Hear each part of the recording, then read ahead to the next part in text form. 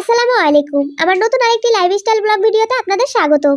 আশা করি আল্লাহর রহমতে সবাই ভালো আছেন। আল্লাহ পাকের অশেষ রহমতে আলহামদুলিল্লাহ আমিও বেশ ভালো আছি। আমার মতো যারা হাতে কাজ করে কিছু টাকা ইনকাম করতে চান, আজকের ভিডিওটি তাদের জন্যই। আশা করি ভিডিওটি আপনাদের কাছে ভালো লাগবে, তাই স্কিপ না করে আপনারা সম্পূর্ণ ভিডিওটি দেখবেন। প্রতিদিনের মতোই সকালে রান্না বান্না শেষ করে আমি লেগে পড়ি ব্যবসার কাজে। ছোট হোক আর বড় হোক, ব্যবসা তো ব্যবসায়। বেবিদের ড্রেসে হাতের কাজ করি এবং সেগুলো সেল করি। অনেক আপুরাই ঘরে বসে থেকে টাকা ইনকাম করতে চান। আজকের ভিডিওটি সম্পূর্ণ দেখলে আপনারা ঘরে বসে থেকে টাকা ইনকাম করার আইডিয়া পেয়ে যাবেন। তাই আপনাদেরকে বলবো আপনারা প্লিজ ভিডিওটি আপনারা সম্পূর্ণটাই দেখবেন। আশা করি ভিডিওটা থেকে আপনারা অনেক কিছুই শিখতে পারবেন। আজকে সকালে আমি লাউ রান্না করব, তাই লাউটি আমি কেটে দিচ্ছি। এর আগের ভিডিওতে আপনাদেরকে বলেছিলাম ব্যবসার জন্য কাপড় কিনতে আমি রাজশাহীতে যাব, এখনো যেতে পারিনি। এই কারণেই আপনাদের সাথে নতুন কোনো ড্রেস শেয়ার করতে পারতেছি না।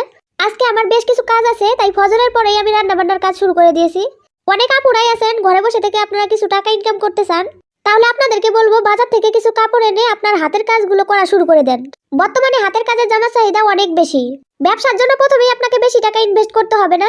আপনার কাছে যে কয় টাকাই আছে তাই দিয়ে কিছু সুতা এবং কিছু কাপড় কিনে আল্লাহর নাম নিয়ে লেগে পড়ুন সেলাইয়ের কাজে। ইনশাআল্লাহ আপনি একদিন আপনার লক্ষ্যে পৌঁছাতে পারবেন। ঘরে বসে থেকে স্বামীর পাশাপাশি যদি স্ত্রীও কিছু টাকা ইনকাম করে, এতে খারাপ কি বলেন? এজন্য আমি প্রথমেই বলেছি ব্যবসা ছোট হোক আর বড় হোক, হালাল হলেই যথেষ্ট।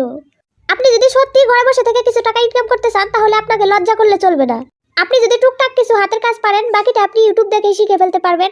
মানুষের চোখে ধরার মতো যদি কিছু ড্রেস আপনি তৈরি করে ফেলতে পারেন, অবশ্যই আপনার সেই ড্রেসগুলো সেল করতে পারবেন। এতে 2 দিন আগে হোক আর পরে হোক ড্রেস আপনার সেল হবেই, তবে আপনাকে প্রথমে প্রচার করতে হবে।